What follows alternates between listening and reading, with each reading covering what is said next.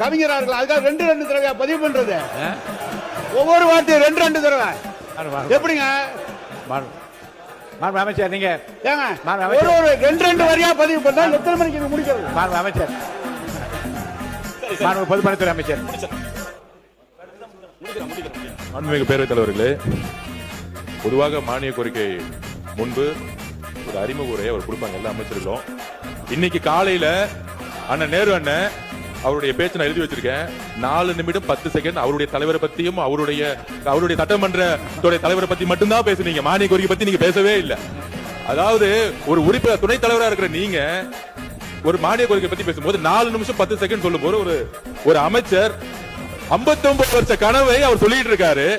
அது திமுக பத்தி அவர் எதுவுமே பேசல, திட்டவும் இல்ல. இது அவருடைய உரிமை. அதை வந்து நீங்க 4 நிமிஷம் பேசும்போது கேட்டோம்ல, உங்களுடைய தலைவர் வந்துருவாரு, உங்களுடைய சின்ன தளபதி ஆட்சி பிடிப்பாரு, நீங்க காலையில நீங்க சொல்லிட்டு இருந்தீங்க. நாங்க அதெல்லாம் பொறுமையா கேட்கிறோம்ல. அப்ப அமைச்சருடைய கனவையும் கேளுங்க. 59 வருஷம் கனவு அது. நீங்க